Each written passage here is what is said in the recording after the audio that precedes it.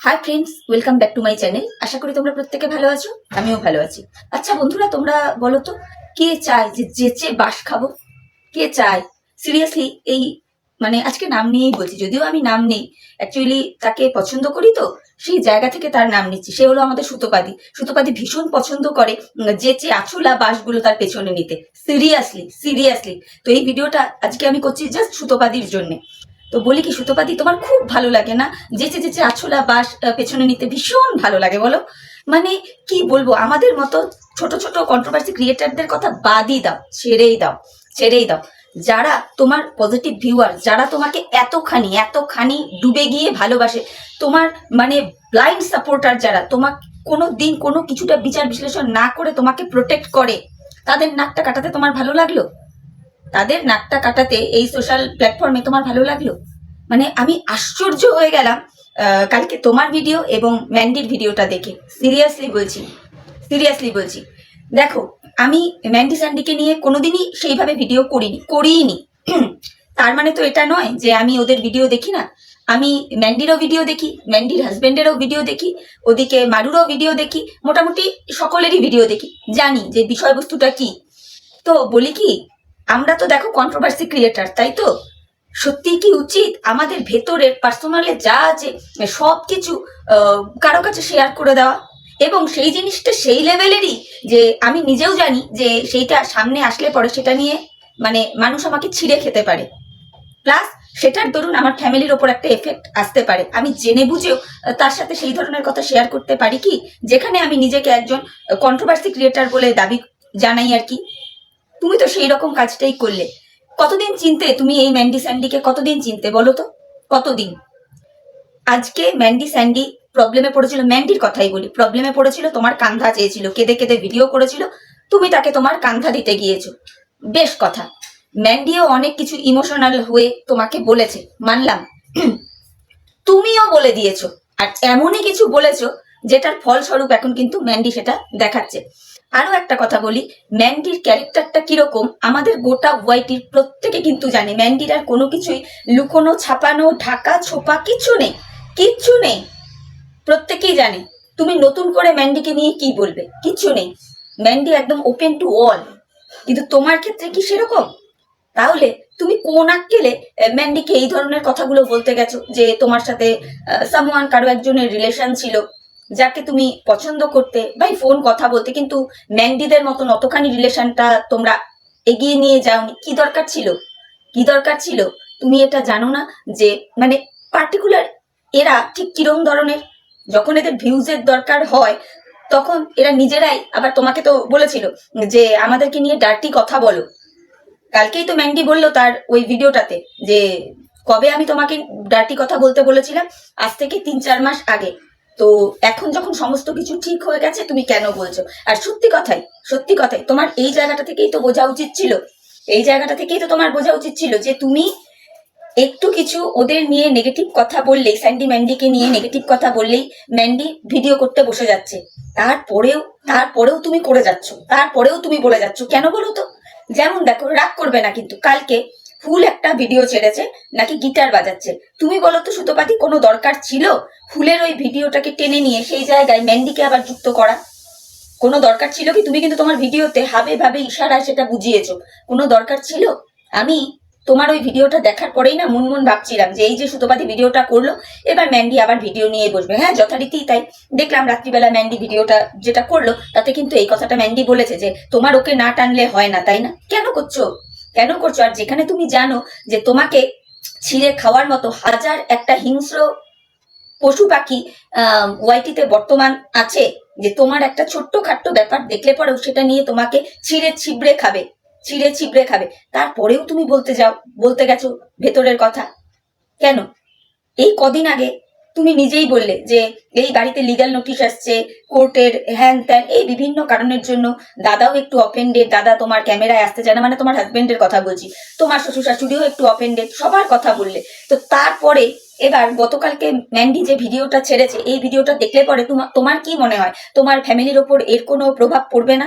পড়বে তো, ডেফিনেটলি পড়বে। তাহলে এটা তো মনে হয় মানুষের আগে মনে রাখা উচিত না যে আমি কাকে কতটা বলবো, যেখানে আমি নিজেকে দাবি করি একজন কন্ট্রোভার্সি ক্রিয়েটার হিসেবে।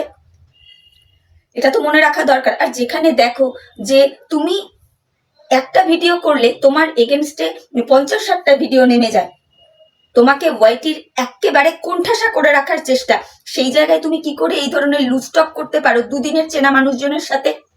সে বিপদে পড়েছিল, তুমি তাকে কাঙ্ক্ষা দিতে গেছো, এই অবধি তো ঠিক ছিল। তারপরেও কেন?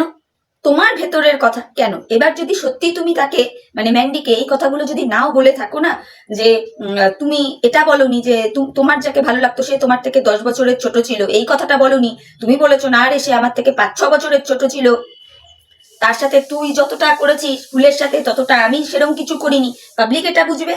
বাকি যারা কন্ট্রোভার্সি ক্রিয়েটার, যারা তোমাকে নিয়ে নেগেটিভ ভিডিও নামায়, তারা সেটা শুনবে কেন? কালকে তোমার ওই ভিডিওটা এবং ম্যান্ডির ওই ভিডিওটা নামার পরে নাই করে অন্তত 30-40টা ভিডিও নেমে গেছে। এগুলো তো একটা কমন সেন্সের ব্যাপার সুতোপাদি। তুমি না একজন এত স্ট্রং ক্রিয়েটার, এত ইমোশনাল কি করে হতে পারো? তুমি কি করে হতে পারো? একেবারে ভেতরের কথা সব গল করে বলে দিয়েছো, তো এখন ওই জন্যই বাস খাচ্ছ। আচ্ছা, বলেছো, তারপরেও তাহলে তোমারও উচিত ছিল যে তুমি তো জানতে যে তুমি ম্যান্ডিকে কি বলেছো না বলেছো, তাহলে ম্যান্ডির পুরাতন জিনিস তুলে তুমি আবার কেন ভিডিও করতে বসলে? মানছি ম্যান্ডির হাজবেন্ড প্রথমে কমিউনিটি পোস্ট দিয়েছে, 39 না 43 মিনিটের ভিডিও করেছে, যেটা দেখে তোমার রাগ হয়েছে, তুমি ভিডিও করেছো তুমি সেখানেই স্টপ করে যেতে পারতে, সেখানেই স্টপ হয়ে যেতে পারতে। তোমাকে লাস্টেও ম্যান্ডি একটা ভিডিওতে বললো, একটু ঠুকেই বললো যে হ্যাঁ তোমার কাছে যা আছে সবকিছু তুমি প্রমাণ সমেত দেখাতে থাকো, তোমার 15-16 দিনের মানে কন্টেন্ট হয়ে যাবে, 15-16টা কন্টেন্ট হয়ে যাবে। তুমি না এত মানুষকে ইগনোর করতে পারো, তাহলে ম্যান্ডিকেও ইগনোর করতে না আর কোনো ভিডিও, তাহলে তো এইভাবে যেচে বাসটা খেতে না।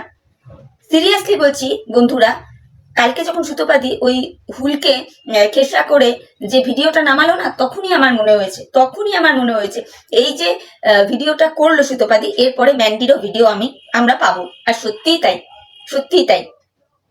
আর কোনো কন্ট্রোভার্সি ক্রিয়েটারেরই উচিত না কারোর সাথেই ভাই ভিতরের একেবারে অন্তরের সব কথা শেয়ার করে দেওয়া। বিশেষ করে সুতোপাদির তো নাই না, যেখানে সুতোপাদি জানে যে সুতোপাদি একটা কথা বললে তার এগেনস্টে 40-50টা ভিডিও নেমে যায়, 40-50টা ভিডিও নেমে যায়, সেখানে সুতোপাদি কি করে এরকম লুজ টক করতে পারে? আর ম্যান্ডিদের একটা বড় চ্যানেল, তো তাদের কথা মানুষ গুরুত্ব দেবে।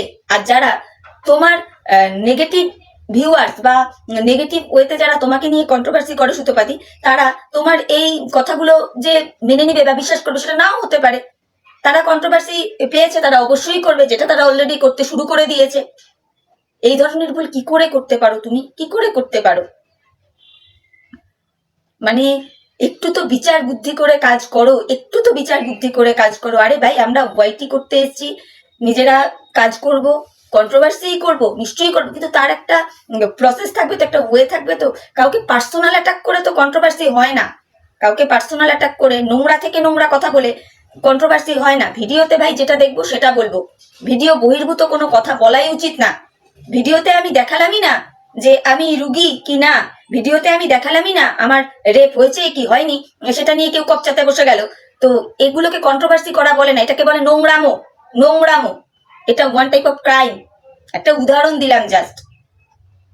ওই যে সৌমি এক্সোজ, ওর ভিডিওটা আমি দেখলাম, এই 2 দিন আগের একটা ভিডিও, ও খুব সুন্দরভাবে এক্সপ্লেন করেছে যে কন্ট্রোভার্সি কিভাবে করতে হয়, বা কন্ট্রোভার্সি করতে গেলে কতটা কথা বলা যায়, কতটা কথা বলা যায় না, যার মধ্যে কিছু পয়েন্ট ও খুব মানে সুন্দর করে এক্সপ্লেন করে দিয়েছে যে এই ভাষাগুলো যদি কোনো কন্ট্রোভার্সি ক্রিয়েটার কারো প্রতি ইউজ করে, তাহলে সেটার দরুন কিন্তু স্টেপও তারা নিতে পারে চাইলে। তো এনিওয়ে, সেটা বলার কথা না। তো আমার কথা হচ্ছে, তুমি এত ইমোশনাল কেন? যাকে তুমি 2 দিন হলো পরিচয় হয়েছে, তুমি তাকে বলতে চলে গেলে সব ভেতরের কথা। আর ভিডিও দেখে কথা বলো। তুমি রিসেন্টলিতে বলছিলে অমুক দিন তুই এটা বলেছিলিস না, অমুকখানে তুই গিয়েছিলিস না, আমার সাথে ওর এই কথা হয়েছিল, আমার সাথে তার ওই কথা হয়েছিল, বিষয়টা তো মিটে গেছিল। ম্যান্ডি এখন স্যান্ডির সাথে দিব্যি সুখে সংসার করছে, যাই করুক, সেটা ওদের আভ্যন্তরীণ ব্যাপার, তাদের ভেতরে মিল আছে কিনা সেটা তাদের পার্সোনাল ব্যাপার। আমরা অন ক্যামেরা তো দেখতে পাচ্ছি না যে তারা চুলোচুলি করছে হাজব্যান্ড ওয়াইফে মিলে, কিন্তু তুমি এগুলো তুলে কথাগুলো বলছিলে কেন দিদি? কেন? যেখানে তুমি জানো যে তোমার একটা কথার পড়ার অপেক্ষা যায় না, মানুষ ভিডিও করতে বসে যায়। সেখানে তুমি বলেই চলছিলে। ম্যান্ডি কিন্তু তোমাকে বলছিল, একবার না একবার দুবার বলেছে যে তোমার কাছে যা আছে তুমি দিয়ে দাও দিয়ে দাও। এর মানে কি ম্যান্ডি তোমাকে সাবধান করছিল যে আর বলো না, যা হয়ে গেছে হয়ে গেছে।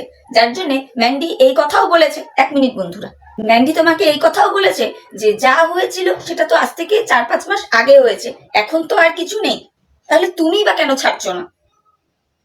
তো লাস্ট আমি এইটুকুই বলবো, নিজের যেচে আর বাস খেও না। তোমার কমেন্ট বক্সে প্রচুর তোমার পজিটিভ ভিউয়ার্সরা বারংবার, একবার নয় একাধিকবার বলেছে তোমাকে যে ওদের নিয়ে আর ভিডিও করো না, ওদের নিয়ে আর ভিডিও করো না। কিন্তু তুমি ডেসপারেট হয়ে ভিডিও করতে, মানলাম যে এটা তোমার কাজের জায়গা, তুমি তোমার ডেসপারেট জায়গা নিয়ে কাজ করেছো, কিন্তু একটু লিমিটেশন থাকবে তো বলো।